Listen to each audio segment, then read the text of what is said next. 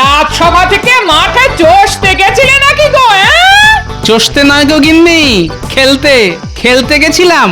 বলি দিন দিন তো বুড়ো হচ্ছ নাকি, বয়স তো বাড়ছে, আর সঙ্গে সঙ্গে তোমার ছেলে মানুষও বাড়ছে। সারা গায়ে কাদা মেখে এসো, বলি জামা কাপড় তো আর নিজেকে কাচতে হয় না, বুঝবে কি করে কত কষ্ট হয়? ধ্যাৎ তেরিকা।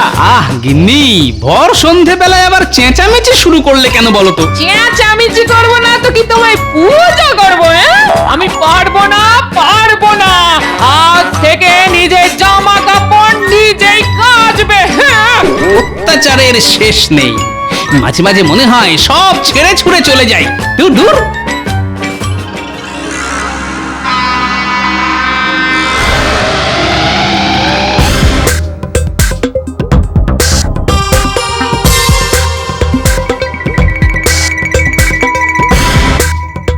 জাহাপানা, কি হয়েছে আপনার জাহাপানা?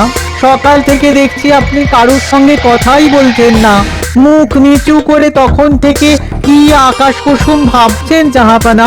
ভাবছি উজির, তোমার মাথা আর আমার মুন্ডু। হ্যাঁ, আমি হলাম এই বাংলার নবাব, আর ওদিকে একটা সামান্য রাজ্যের রাজা ওই কৃষ্ণচন্দ্র। ক্ষমতার দিক থেকে বিচার করলে কৃষ্ণচন্দ্র আমার কাছে চুনোপুটি। ঠিক বলেছেন জাহাপানা, আপনি হলেন গিয়ে নবাব, আপনি সব। হ্যাঁ, না না না না না, কেবল একটা বিষয় কৃষ্ণচন্দ্র আমাকে ছাড়িয়ে অনেকটা উপরে উঠে গেছে উজির।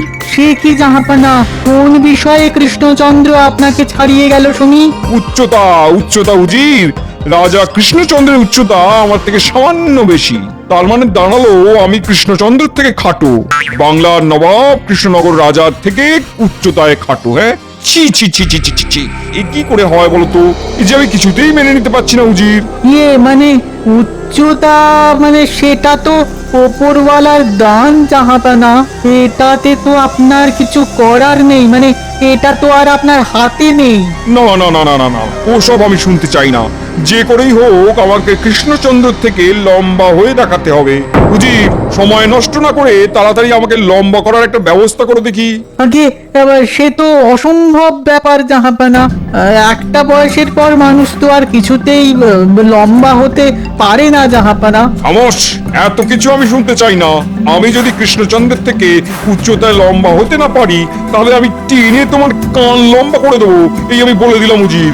আমার মাথায় একটা জব্বর বুদ্ধি এসেছে জাহাপানা, বুদ্ধিটা শুনলে আপনার দিল একেবারে খুশ হয়ে যাবে।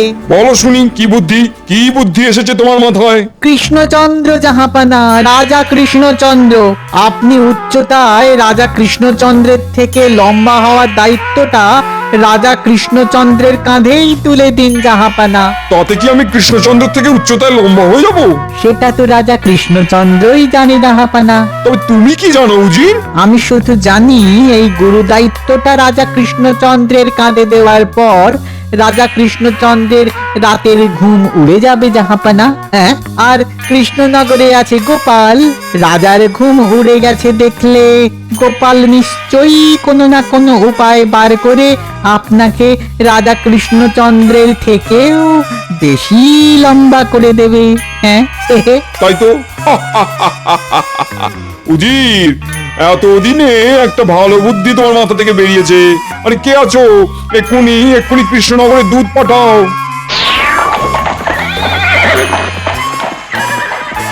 মহারাজের জয় হোক। এ কি নবাবের দুধ? নবাব বাহাদুর আপনার জন্য এই চিঠিটা পাঠিয়েছেন মহারাজ।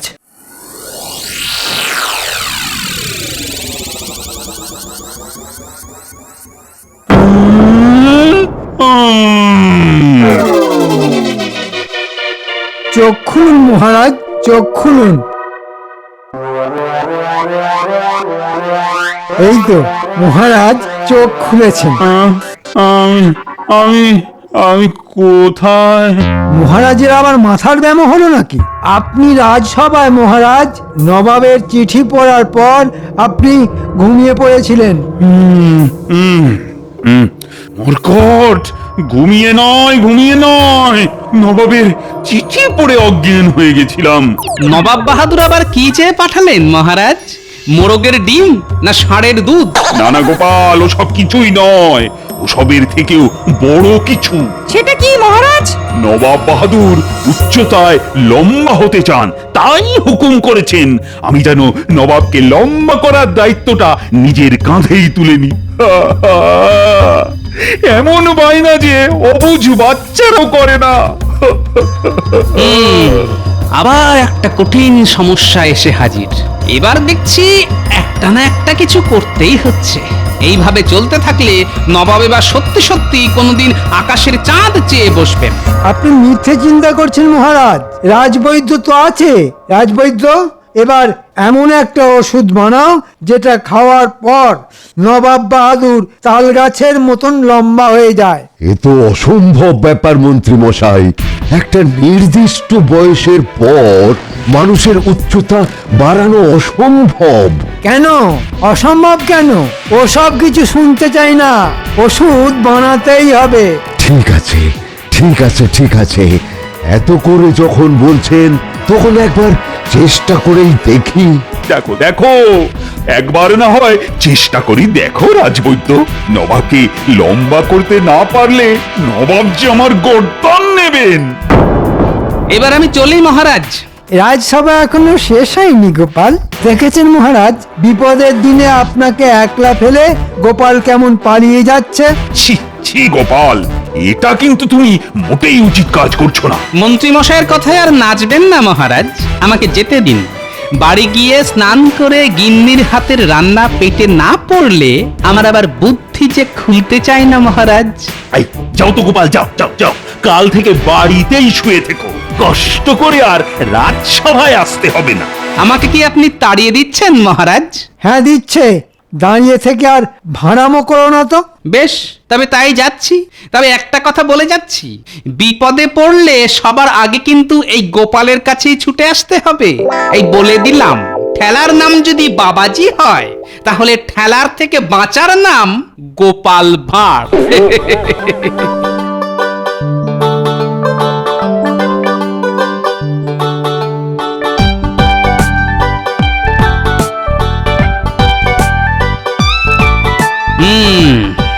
নবাবের শখ কম নয়, এই বুড়ো বয়সে লম্বা হবে।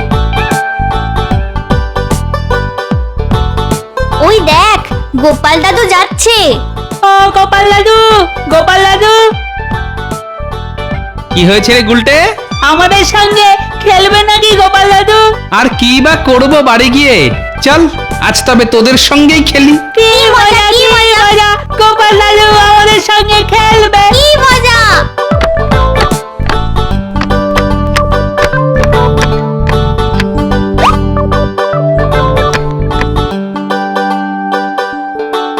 উফ, অনেক খেলা হয়েছে, এবার বাড়ি যেতে হবে। তাই চলো গোপাল দাদু, সন্ধে হয়ে এলো। তোরাও এখান থেকে সোজা বাড়ি যা। আচ্ছা গোপাল দাদু।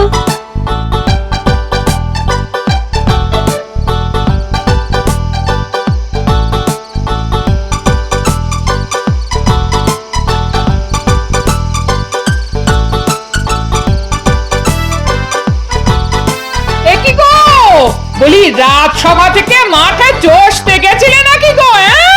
চষতে নয় গো গিন্নি, খেলতে খেলতে গেছিলাম। বলি দিন দিন তো বুড়ো হচ্ছ নাকি, বয়স তো বাড়ছে, আর সঙ্গে সঙ্গে তোমার ছেলে মানুষও বাড়ছে। সারা গায়ে কাদা মেখে এসো। বলি জামা কাপড় তো আর নিজেকে কাচতে হয় না, বুঝবে কি করে কত কষ্ট হয়? ধ্যাৎ তেরিকা। আহ গিন্নি, ভর সন্ধে বেলায় আবার চেঁচামেচি শুরু করলে কেন বলো তো? চেঁচামেচি করবো না তো কি তোমায় পূজা করবো? আমি পারবো না, পারবো না। আজ থেকে নিজের জামা কাপড় নিজেই কাচবে। অত্যাচারের শেষ নেই। মাঝে মাঝে মনে হয় সব ছেড়ে ছুড়ে চলে যাই। দূর দূর।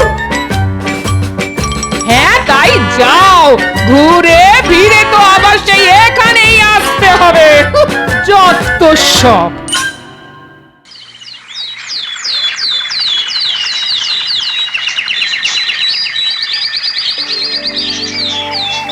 মহারাজ, ওষুধ বানানোর কাজ শেষ, কিন্তু কিন্তু এই ওষুধ কতটা কাজে দেবে সে বিষয়ে আমার যথেষ্ট সন্দেহ আছে। দেবে দেবে, কাজ দেবে মহারাজ। এবার তাহলে রাজবৈদ্যকে ওষুধ নিয়ে মুর্শিদাবাদের নবাবের কাছে পাঠিয়ে দিই। কিন্তু যদি ওষুধ খেয়েও নবাবের উচ্চতা না বাড়ে তখন তখন কি হবে মন্ত্রী? যদির কথা নদীতে ফেলুন মহারাজ। আমি তো চাই ওষুধ কাজ না করুক।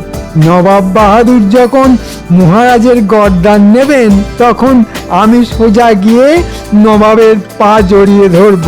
নবাব আমাকে নিজের দলে টেনে নেবেন আর তারপর আমি হব এই কৃষ্ণনগরের রাজা।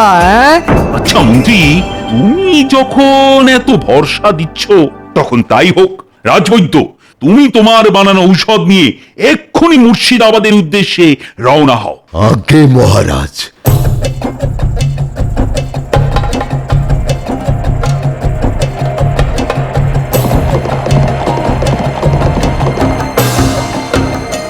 কি উজির, একদিন কেটে গেল, এখনো যে কৃষ্ণচন্দ্রের কোনো পাত্তা নেই।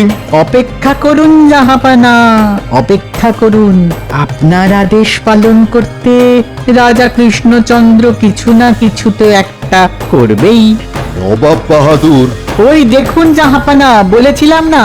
এ কি, কৃষ্ণচন্দ্র আর কাউকে খুঁজে না পেয়ে শেষ পর্যন্ত বৈদ্যকে আমার কাছে পাঠালো? তবে একটা কথা মাথায় রেখো, ওষুধ কাজ না করলে তোমাকে সারা জীবন অন্ধকার কারাগারে থাকতে হবে।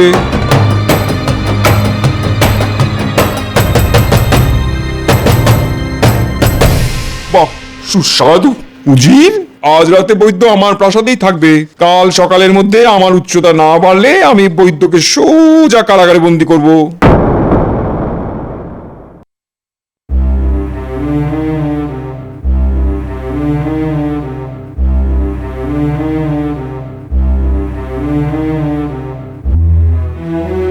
তখন থেকে কি এত ভাবছেন বলুন তো? ভাবছি ওই রাজবৈদ্যের কথা ভাবছি রানী। জেনে শুনে আমি রাজবৈদ্যকে সিংহের গুহায় ঠেলে দিলাম। ভগবান, রাজবৈদ্যের বানানো ওষুধ যেন কাজ করে। লোকটা যেন ভালোয় ভালোয় আবার রাজ্যে ফিরে আসে। ওষুধের গুণাগুণ পরীক্ষা না করে সেই ওষুধ নবাবের কাছে পাঠিয়ে আপনি মোটেই ঠিক করেননি মহারাজ। আর কি করতাম বলতো রানী? আমার কাছে যে আর কোনো রাস্তাই খোলা ছিল না। কেন? গোপাল তো আছে, গোপাল থাকতে চিন্তা কিসের? ঠিক বলেছ রানী। রাজবৈদ্য ফিরে না এলে আমাকে গোপালের কাছেই ছুটে যেতে হবে। না জাহাপানা, আপনার উচ্চতা তো একটুও বাড়েনি। আগে যা ছিল এখনো তাই আছে। কে আছো? এক্ষুনি এই বুড়ো বৈদ্যকে ধরে কারাগারে বন্দি করে দাও আর কৃষ্ণচন্দ্রের কাছে খবর পাঠিয়ে দাও।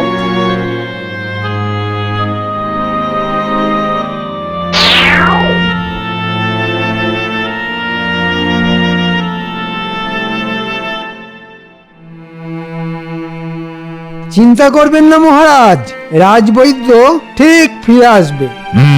তোমার কথাই যেন সত্যি হয় মন্ত্রী। মহারাজের জয় হোক। নবাব বাহাদুর আপনার জন্য এই চিঠিটা পাঠিয়েছেন মহারাজ। নবাব বাহাদুর বলে পাঠিয়েছেন তিনি রাজবৈদ্যকে সারা জীবনের মতন কারাগারে বন্দী করে রাখবেন এবং নবাব বাহাদুর আপনাকে একটা শেষ সুযোগও দিয়েছেন। এবারও যদি নবাব বাহাদুরের উচ্চতা বাড়াতে আপনি না পারেন তাহলে নবাব বাহাদুর আপনার এবং আপনার রাজসভার সব সদস্যদের গর্দান নেবেন। মহারাজ, আমি চলি। আজ থেকে আমি আর রাজসভায় আসবো না। নবাবের কাছে নিজের গর্দান দেওয়ার কোনো ইচ্ছে আমার নেই। হ্যাঁ, কি মন্ত্রী, আমাকে বিপদে ফেলে তুমি পালাচ্ছ? তা না তো কি করব মহারাজ, আপনি বাঁচলে বাপের নাম। চলি মহারাজ।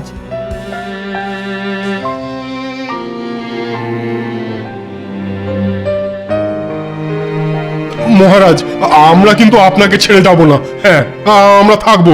হ্যাঁ, আমরা থাকবো। সব ঠিক হয়ে যাবে যদি ভালো হয় কপাল। আমাদের শেষ ভরসা কিন্তু ওই গোপাল। ঠিক ঠিক, আর দেরি করবেন না মহারাজ। চলুন আমরা সবাই গোপালের কাছে যাই। গোপাল ঠিক একটা না একটা উপায় খুঁজে বার করবেই। ঘুম ছাড়া মানুষটা তো আর কিচ্ছুটি বোঝে না। মা, এই মহারাজ আপনি? ওহ, হ্যাঁ মহারাজ, গোপাল, ও গোপাল, আর কোনো উপায় না পেয়ে তোমার কাছেই ছুটে এলাম। হ্যাঁ গোপাল, এবার তুমি আমাদের বাঁচাও। আরে আরে আগে কি হয়েছে সবটা খুলে বলুন তো। বলছি গোপাল, বলছি। তুমি তোমার বানানো ঔষধ নিয়ে এক্ষুনি মুর্শিদাবাদের উদ্দেশ্যে রওনা হও। ওষুধের গুণাগুণ পরীক্ষা না করে সেই ওষুধ নবাবের কাছে পাঠিয়ে আপনি মোটেই ঠিক করেননি মহারাজ। নবাব বাহাদুর বলে পাঠিয়েছেন তিনি রাজবৈদ্যকে সারা জীবনের মতন কারাগারে বন্দি করে রাখবেন। এবার বুঝলে তো গোপাল, আমাদের গলায় খাড়া ঝুলছে। তুমি এবার কিছু একটা না করলে আমাদের সবার গর্দান যাবে গোপাল। না না, গোপাল থাকতে ওটি হবে না মহারাজ। আমি আজই মুর্শিদাবাদে যাব, নবাবকে এমন শিক্ষা দেব যে আর কোনোদিন লম্বা হওয়া তো দূরের কথা, সোজা হয়ে দাঁড়াতে পর্যন্ত পারবে না।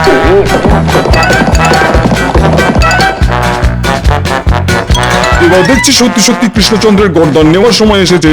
উজির, তলোয়ার বার করো। তার আগে একটু দাঁড়ান নবাব বাহাদুর। এই তো গোপাল এসেছে। খেলায় পড়ে কৃষ্ণচন্দ্র এবার গোপালকে পাঠিয়েছে। গোপালের যা বুদ্ধি, গোপাল আমাকে উচ্চতায় কৃষ্ণচন্দ্রের থেকে বেশি লম্বা করে তারপরই যাবে। আগে ঠিকই দেখেছেন উজির আর নবাব বাহাদুর। আমি মানে গোপাল ভাঁড় এসেছি আপনাকে উচ্চতায় মহারাজ কৃষ্ণচন্দ্রের থেকেও বেশি লম্বা করার জন্য। তবে আর দেরি কেন, তাড়াতাড়ি শুরু করো। তার আগে আমার যে কয়েকটা শর্ত আছে নবাব বাহাদুর। আবার কি শর্ত? আপনাকে লম্বা করার জন্য আমাকে গুনে গুনে 30 দিন সময় দিতে হবে। ভালো কাজে একটু সময় লাগে, এটা তো আপনারা সবাই জানেন নবাব বাহাদুর। বেশ বেশ, দিলাম তোমায় 30 দিন সময় দিলাম। এই 30 দিনে আমি আপনাকে লম্বা করার জন্য একটা বিশেষ চিকিৎসা পদ্ধতি অবলম্বন করব। চিকিৎসা চলাকালীন আপনি কিছুতেই এই চিকিৎসা বন্ধ করাতে পারবেন না। এটাই হলো আমার একমাত্র শর্ত। বেশ, তাই হবে। তবে 30 দিন পরও যদি আমার উচ্চতা না বাড়ে, তাহলে সবার প্রথমে আমি তোমার গর্দান নেব কিন্তু গোপাল। মনে থাকবে তো গোপাল? থাকবে থাকবে, নিশ্চয়ই থাকবে।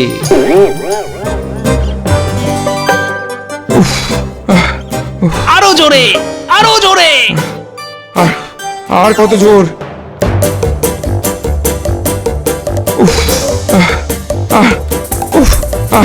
আর কত জোরে? লম্বা হওয়ার জন্য সবার প্রথমে শরীরের মাংসপিণ্ডগুলোকে সতেজ রাখতে হবে। তাই আরো জোরে দৌড়ন নবাব বাহাদুর, দাঁড়াবেন না।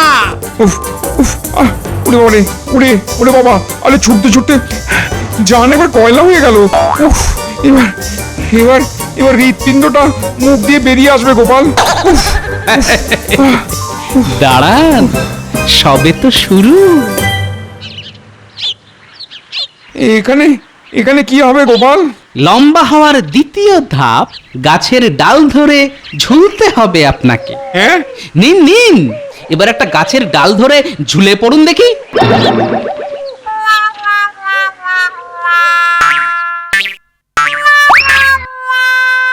এই তো এবার জমবে খেলা। এটা কি হচ্ছে গোপাল? টানছি টানছি নবাব, টেনে লম্বা করছি। কি উজির, দাঁড়িয়ে দাঁড়িয়ে মজা না দেখে তুমিও ঝুলে পড়ো। নবাব বাহাদুরকে লম্বা না করে আমি কিছুতেই রাজ্যে ফিরবো না। হ্যাঁ সে কি, আমাকেও ঝুলতে হবে নাকি? আরে হবে হবে। হায় আল্লাহ, পা খুলে গেল যে, খুলে গেল পা। অত সহজে পা খুলবে না নবাব বাহাদুর, জোরসে ঝুললো। হেইয়া, মারো টান, হেইয়া। হেইয়া। হায় হায় হায় হায় হায় হায়।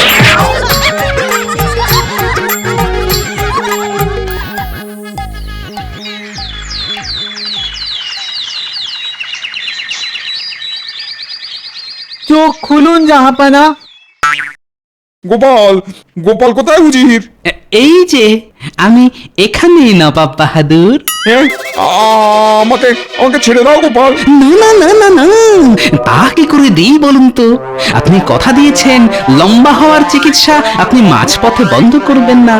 এখনো যে হাতে আরো 29 দিন বাকি পড়ে আছে নবাব বাহাদুর। হ্যাঁ, এখনো 29 দিন। বিদ্যে আছো, আমায় বাঁচাও। হাড়গোড় আলাদা হয়ে যাবে যে আমার। ওরে বাবা, উড়ে বাবা রে বাবা।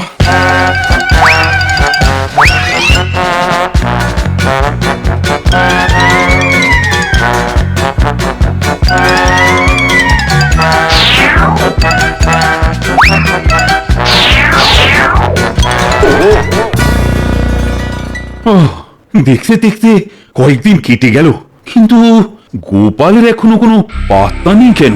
আচ্ছা, গোপালের আবার কোনো বিপদ হলো না তো? না না, গোপালের উপর আমার পুরো বিশ্বাস আছে। গোপালের কিছু হলে তো খবর পাওয়া যেত। তাহলে গোপাল এতদিন ওখানে করছেটা কি?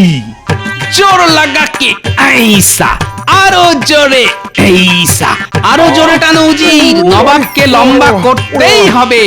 আহ আহ, হায় আল্লাহ, হায় আল্লাহ। জোরসে টানো এইসা।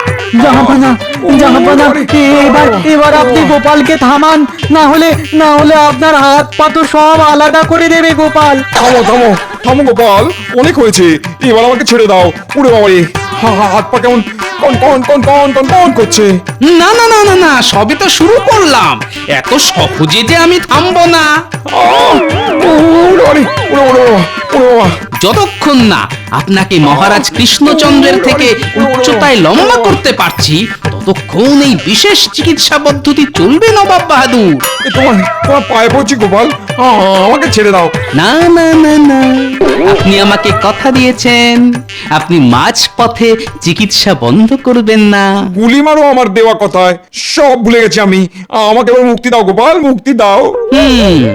দিতে পারি, তবে আজ এক্ষুনি রাজবৈদ্যকে কারাগার থেকে মুক্তি দিতে হবে এবং কথা দিতে হবে যে ভবিষ্যতে লম্বা হওয়ার স্বপ্ন আপনি আর কোনোদিন দেখবেন না। রাজি রাজি, কে আছো?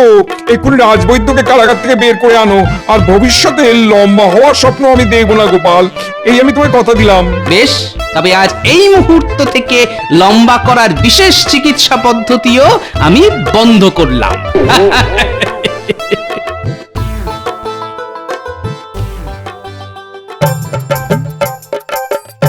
গোপাল, রাজবৈদ্য, তোমরা এসেছো?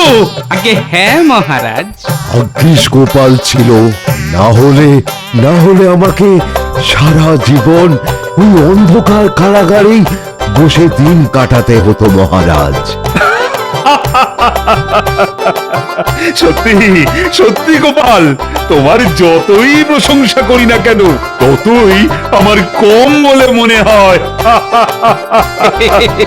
আর আমার পুরস্কার, ওটাও কি যত দেন ততই কম বলে মনে হয় আপনার মহারাজ?